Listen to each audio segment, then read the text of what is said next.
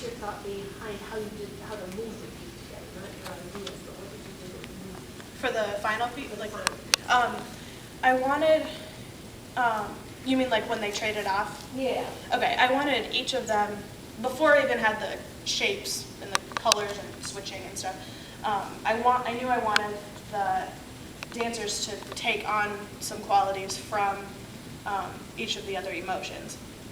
And so, like, I don't know how much you noticed, but the anxiety movement was that. And so when they got anxious, then they would do that. And then the happiness one was this, right? And then depression was this. And so then they would change, notice that they were changing to form to that other emotion, but they were still primarily their original emotion. Kind of to integrate all of them, but they're still kind of separate. Does that answer? Okay. I'm going to ask another question. Okay. It has to do, when one researches movement, that's different from Mhm. researching by reading, which you started with and you got ideas. How did you find out, when you get ideas for the movement, what movements you eventually used?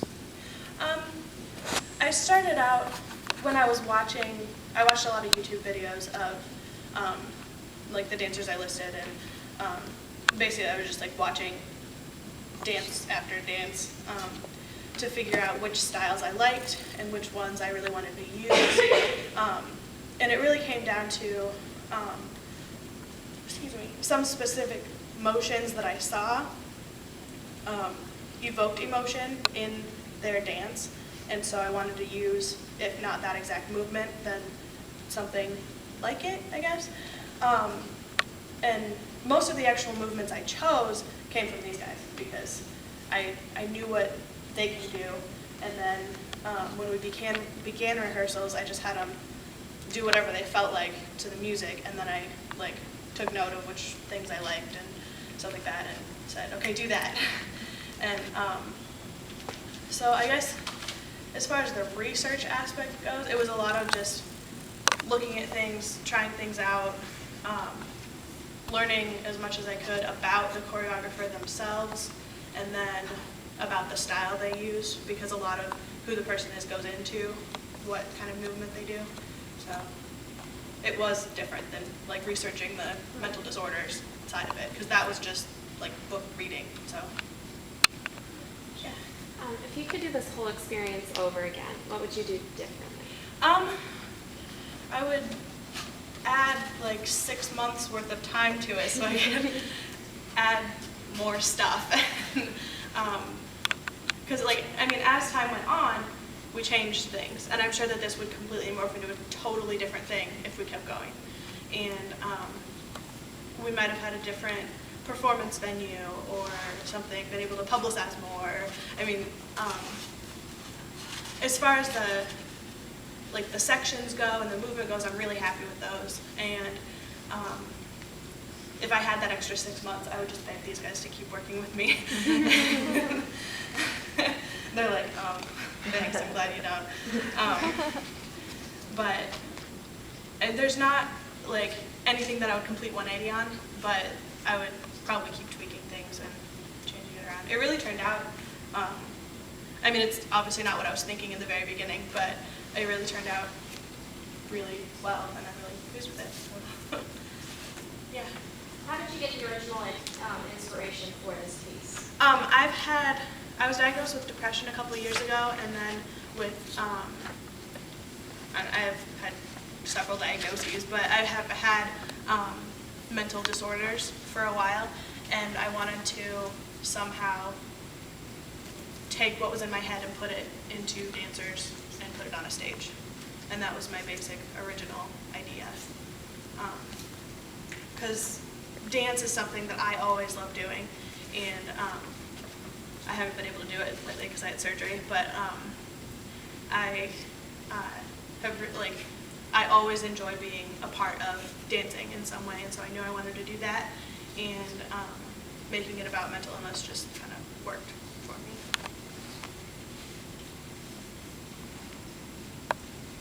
One more question.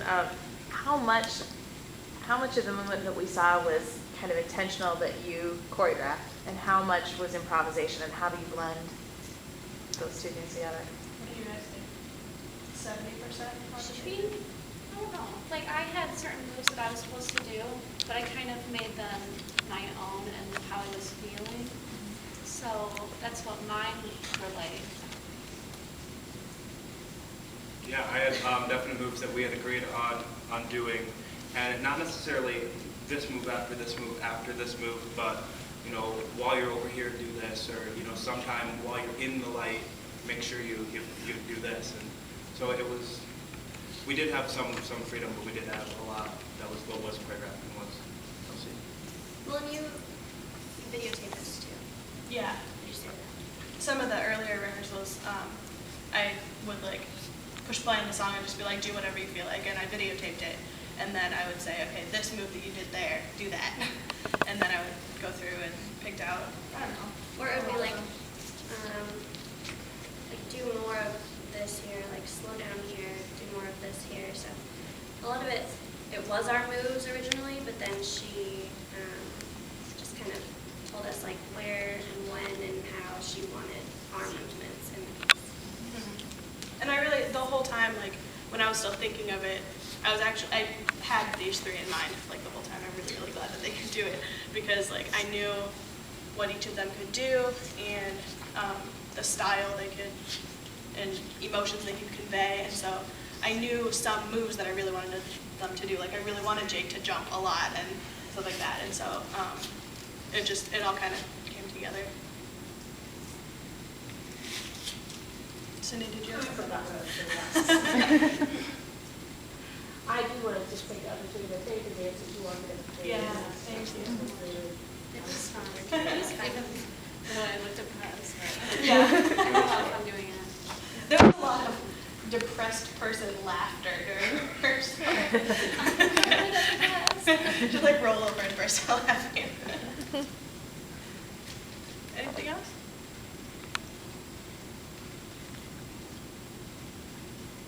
Thank you.